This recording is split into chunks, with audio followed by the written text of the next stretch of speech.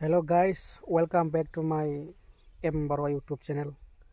आं मोनसे टमेट' एसे गायदों, बानलु एसे गायदों आरो लोगोसे फान्थाव गिदिर दङ, आलु एसे गायदों।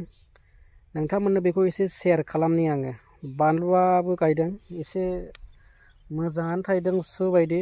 आङो बानलुखौ जोलैखौ माने गिदिर साननानैसो लाबोदोंमोन आरो बानलु फिथाइखौ। दा एसे गोबावनि उनाव फिथाइ थायनानै नुबाय बानलुआ माने फिसा फिसासो आरोखि ना। आं एसे नोंथांमोननो बेखौ श' खालामनानै होनि। नोंथांमोनहा बानलु फिथाइ थायनाय टमेट'आबो गायदोंमोन आं, गिदिर जात बै लावसें जात ओमफ्राय बै थुमफ्रु जातआ गोखै जायो, एसे लावसें जातआ गोदै जायो। माने मोननै जात गायदों आं, बारा बुरजा गायाखै। आं एसेल' गायदों, जानो आन्थाल' गायदों आङो। माने आं एबारसो ट्राय नायग्रोदों आरो माने माबादि जायो। उनावहाय आङो बांसिन गायगोन। बांसिन आं उनावहाय गायोब्ला बेखौबो शेयार खालामगोन आं। दा जाखिनि दं बेखौ एसे शेयार खालामना होनि आङो। माने आं बेखौ ट्रायसो नायदों नालाय, एसे एनै गायजेननानै।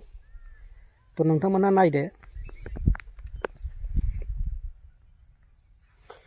बेफोरनो फान्थावा, नै फान्थाव गिदिरा, फान्थावा माने गिदिर जार आरोखि ना बेयो। फान्थावा गिदिर जार, ओमफ्राय मा जादोंथाय सेवनो नागिरो। मेसेंनि फान्थावखाय ना मा जाखोथाय।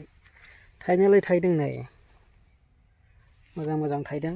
दाखालि माखासे खानानै फानहैनाय जाबाय मार्केटावहाय। बेखिनियावनो एसे बुरजायानो खाजादों बे फान्थावफ्रा। एसे गाहायजों खेबनानै खिथानायसै आं।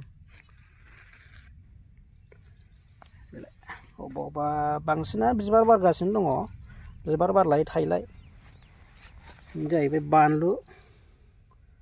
बानलुआबो एसेल'खा, बारा बुरजा नङा बेलाय। थायनायालाय थायदों सुफोरबायदि। ओमफ्राय आं बानलु जोलैखौ गिदिर जात साननानैसो लाबोदोंमोन। बानलुआ जोलैया बारा थिग नङा, फिसा फिसासो। थायनायालाय फिसाबो बिराद थायदों, सुफोरबायदिखा आरोखि ना। ख्रि थायखादों। नै बिफां फांसेयाव खयथा बानलु दंबावथ'। आरो सुबायदि थायदों बेलाय। जेसेनो देरगोन एसेनो बुरजा थायगोन आरो बे बानलुआ। आंनि आइडियायाव बे फिसा जारखाय बिराद थायो।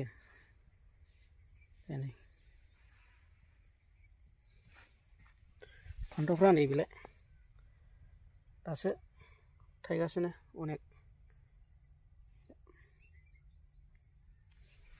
टमेट'आ नै लोगोफोर, टमेट'आ बेलाय समानखौनो मोना, खावब्ला सिबब्लासो मोनो। हानि थाखाय जायो ना जोलैयानो बारा थिग नङा जाखो टमेट'आ। समानखौनो मोना। समान मोनफ्रुजोबबालाय फाननो मोनगौ समाननो। बे आगा फासाना फाननायाव सोलिया, जानायावबो एखमबा बाथोनसो जाबावो, ओंख्रियाव सोलिजोबबावा।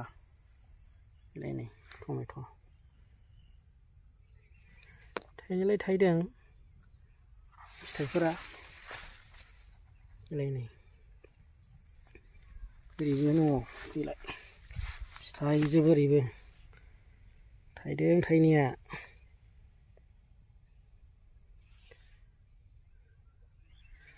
फान्थाव नैबे आलु गदाय जाग्रा, गिबि जाग्रा आलुआ दाख्लै बुरबाय एसेल'मोन। नैबे गदाय जाग्रा बिफां रानहांबाय। बेखौ दाख्लै एसे बुरनानै जाबाय, नै खरलबसेनो।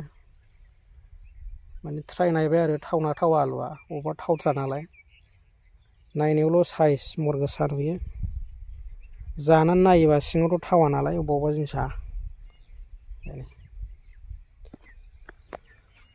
फान्थावआथ' बेफोरनोसै। थ' नोंथांमोनहा एसेब्लाबो नुखाबाय बानलु, फान्थाव, टमेट' बेफोरनोसै। बेखौनो एसेब्लाबो सर्ट भिडिअ बायदि लानानै फैबाय आं। दसेब्लाबो नोंथांमोना नायलाबायो खोमा साननानै मोनथिहोनांगौ ना। गावबा गावनि बारियाव मा गायदों मा गाया शेयार खालामलै लोगोफोर। बयबो सोलोंलायनांगौ आबाद मावनो एसेब्लाबो एनैब्लाबो। ओरैनो थाबाय थाब्लाथ' खामानि गैया, खामानि जाया नालाय। एसेब्लाबो खलबसे हा दंब्लाबो मावनो रोङोब्ला सना हा ना मा होनो लोगोफोर बेनोसै थ' आं भिडिअखौ बेखिनियावनो दोनथ'नाय जासिगोन बारा गोलावनि नंखाया माने जास्ट एसे आंनि आखाइजों गायनायखौ एसेब्लाबो शेयार खालामनो होननानैसो आङो ससेब्लाबो देखायनाय जादों टमेट' फान्थाव बानलु आरो आलुखौ आलु माने बे आबाद एसे एनै मावनाय आबादखौ आरोखि ना थ' लोगोफोर